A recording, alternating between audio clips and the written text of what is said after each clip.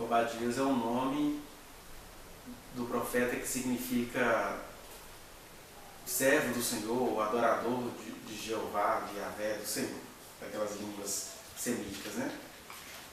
E esse profeta, ao que tudo indica, ele tem uma profecia inicial que começa na época do profeta Elias, século 9, 8 a.C., mas esse livro acabado aí que aparece na Bíblia da gente, ele parece ter passado por várias fases. Não no sentido de o pessoal ter acrescentado alguma coisa no livro, mas é porque para ele entrar oficialmente nas Escrituras, parece que ele só foi entrar definitivamente depois da destruição de Edom. É um livro bem específico, tem um capítulozinho direcionado aos Edomitas, que na época de Cristo eram chamados dos idumeus, né? Nome que eles receberam dos gregos. E é importante a gente entender essa história, porque por que tem a Bíblia um livro com uma profecia de um capítulo contra um povo que não era o povo de Israel? Né?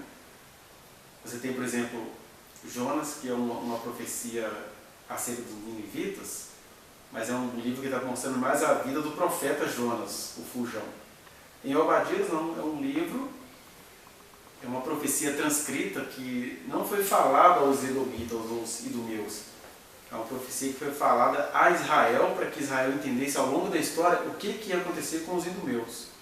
E os idumeus são povos descendentes de Esaú, né?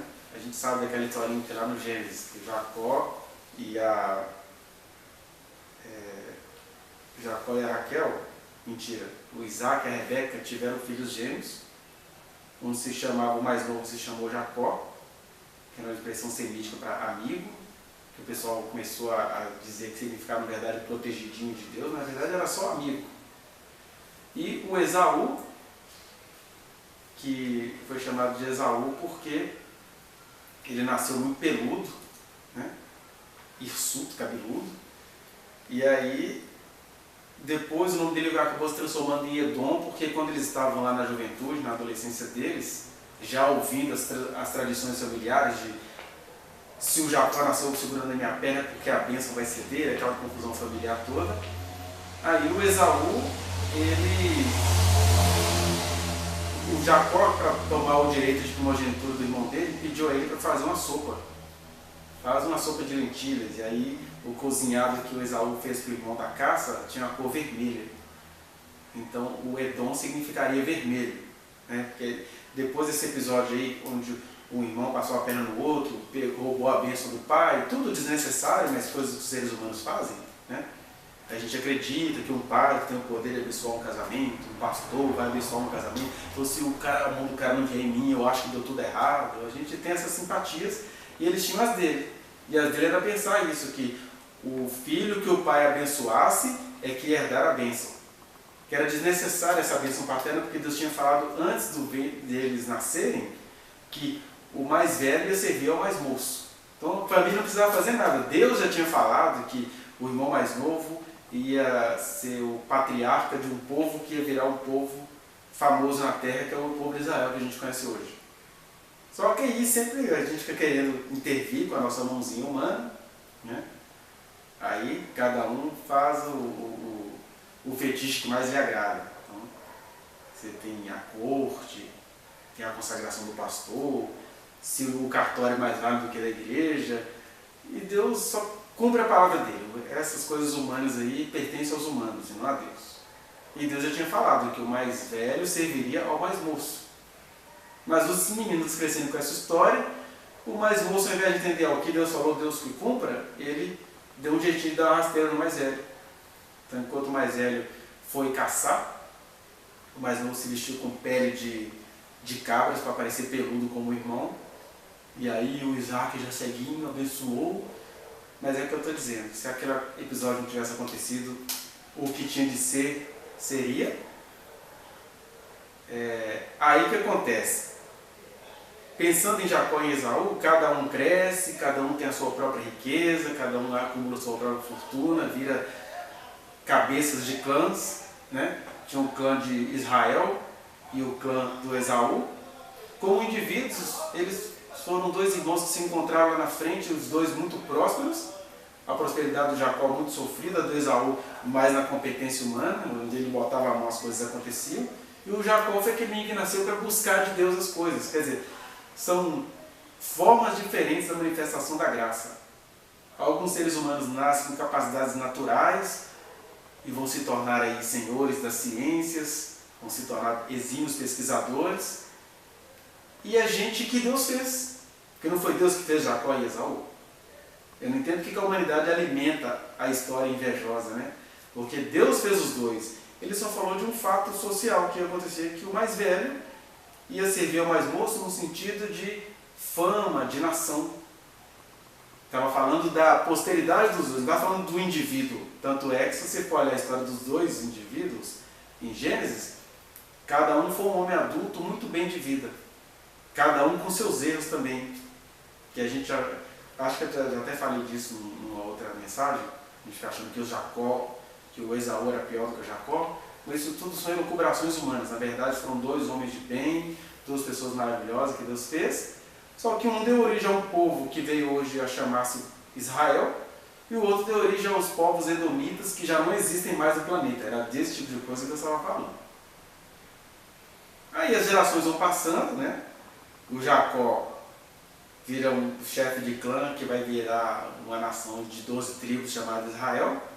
E o Esaú vai se envolvendo com os outros filhos que Abraão teve com Quetura, uma mulher com quem ele casou depois que a Sara morre. E vai se formando ali, ó, Abraão, o Esaú com os filhos de Quetura, com os povos do Oriente Médio. Eles vão formando o que a gente conhece hoje como cultura islâmica. Ou seja, são os filhos de Jacó ali. Israel de um lado, pequenininho, vermezinho, povo famosíssimo, poderoso.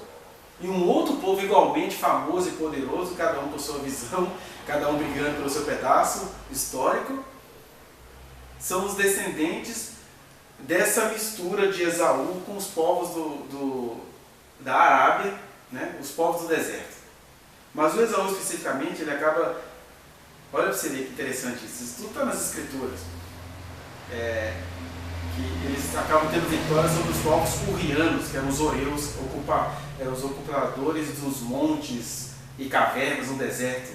Ou seja, foram os primeiros beduínos da história, os habitantes do deserto. Mexiam com camelos, a gente pode ver isso no livro bíblico de Jó, que tinha 3.000 camelos, se eu não me engano. E o Jó, por exemplo, era um descendente de Esaú, ele não era descendente de Jacó. E aí, esse povo se torna poderoso entre os beduínos, se torna poderoso eliminando os primeiros povos terroristas da terra, porque os urianos, os oreus, né, os habitantes dos montes e cavernas, eles já eram terroristas. Você vê que esse terrorismo que a gente vê na religião islâmica tem a sua ascendência cultural. Mas o que acontece historicamente falando? Depois que a Babilônia invade Jerusalém e acaba com tudo lá em Israel, eles também acertaram, né, os povos idumeus, para quem a profecia de Abdias, né, Obadias e Abdias são a mesma pessoa, os adoradores de Jeová, se dirigiu a esse povo. Ou melhor, está falando desse povo para Israel. E aí, com o tempo, quando Jerusalém vai voltando a ser reconstruída no século V a.C., os gregos invadem, né, junto com os outros povos islâmicos, que invadem os territórios de Edom, que eram os descendentes de Esaú, né? E eles passam a ser chamados de idumeus e nabateus, quando eles começam a se misturar com esses povos do Oriente. E aí no ano 70, em que foi destruído o templo de Jerusalém, o rei Herodes também, misturado com Roma, acabam com o que restou de Esaú. E aí você tem esse intervalo aí, da destruição do templo até 1948, que é criado o Estado de Israel. Esses povos todos ficaram espalhados, mas hoje o que nós temos atualmente? O Estado de Israel estabelecido, não quer dizer que é perfeito, com todas as palhaçadas de Trump ajudando aquilo lá. E os povos idumeus, os descendentes de Edom, não existem mais. Do mesmo jeito que os cananeus não existem mais, conforme a intuição que Noé teve lá atrás, os descendentes de Esaú não existem mais. E a profecia é exatamente mostrar isso. Por que os povos, que o povo de Esaú não existe mais? Porque a promessa, quando os meninos eram pequenininhos, é que o mais velho ia servir ao mais moço, ou seja, é um povo que podia estar existindo. Mas o que acontece, e é sobre isso que o Abdias está falando, é que Esaú, eles tinham tanto, os descendentes de Esaú tinham tanta raiva, tanto ódio, tanta inveja de Israel, que toda vez que eles viam Israel na ruína, eles faziam festa. É mais ou menos parecido com o que acontece no Brasil entre coxinha e pão com mortadela, né? Fica um torcendo pela desgraça do outro. E a gente tem que preparar os nossos espíritos para a gente não atrair um juízo desse sobre nós, porque a profecia é pesada. Ela só vem para dizer assim, ó, o que vocês fizeram, vocês vão receber a retribuição. Bem na linguagem que eles entendiam, porque eles eram sacanas. Israel estava ruim. Quando a Babilônia invadiu Jerusalém, botou fogo em Jerusalém, os Oreus, misturados com os idumeus, chamaram outros povos para ajudar a destruir mais ainda o que restava de tanta festa que eles fizeram, né? Seria semelhante a você dar uma cervejada porque o Aécio foi preso, coisa que nunca vai acontecer então no Brasil. Mas você teve, quando o Lula foi preso, os idumeus culturais agindo assim. Você tem aquele dono de prostíbulo lá em São Paulo, Osmar, alguma coisa, ele chegou a festejar, assim, colocou uma imagem do Sérgio Moro de um lado, a da Carmen Lúcia do outro, e apertando o pescoço de uma mulher que estava toda nua, com a faca no pescoço dela, e dizendo que ia pagar a cervejada para o juiz Sérgio Moro. Quer dizer, era esse tipo de festa escrachada, de zombada daquilo que você pensa que é desgraça dos outros? É desse tipo de coisa que está sendo tratado aí no livro de Abdias, ou do profeta Obadias. Que no caso lá aconteceu, era uma nação rindo da miséria da outra. Por que eu falei que é aquilo que a gente pensa que foi a desgraça do outro? Porque aquilo que eles estavam achando que era a desgraça de Israel, na verdade aquilo era só a chance de Israel se reconhecer. Nabucodonosor chega na Babilônia, bota fogo em tudo, o povo viu que tudo acabou, mas era um povo que tinha uma promessa de Deus, olha, é só clamar que vocês vão entender o que está acontecendo. Mas os idumeus ficaram felizes, fizeram festa, pediram ajuda de outras pessoas para acabar com o que tinha sobrado. Aí nesse período aí, mais ou menos, porque alguém se levantou na época do profeta Elias para falar isso, depois se levantaram na época de Nabucodonosor para falar isso, depois se levantaram já depois do Império de Alexandre o Grande para falar coisas parecidas. Nos parece que esse livro de Obadias era do século 8, mais ou menos, antes de Cristo, só que ele não tem muita importância histórica. Depois do século II, ou seja, quase no nascimento de Cristo, é que o pessoal prestou atenção a gente. Os idumeus estão sumindo da história. Alguém falou sobre isso aqui, né? E aí, por isso que esse livro se encontra na nossa Bíblia. Por outro lado, do ponto de vista circunstancial, o dia do Senhor chegou para muita gente que o povo ouviu Deus falando acerca dessas palavras, né? Vieram os gregos, vieram os Herodes, né? Aliás, na história da humanidade, os Herodes seriam, sei lá, os dragões de fogo.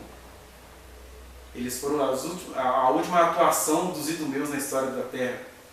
Ou seja, Deus ele quer ser crido, porque até Deus, quando se fez homem, esteve sujeito como cidadão a um descendente de Esaú. Tipo, o livro já tinha, sei lá, quase 600 anos escrito, e até Deus, quando se fez homem, esteve debaixo do império idumeu, que eram os Herodes. Era uma espécie de convênio com o Império Romano e o que sobrou da descendência de Esaú. Eles ainda não tinham cumprido totalmente essa profecia.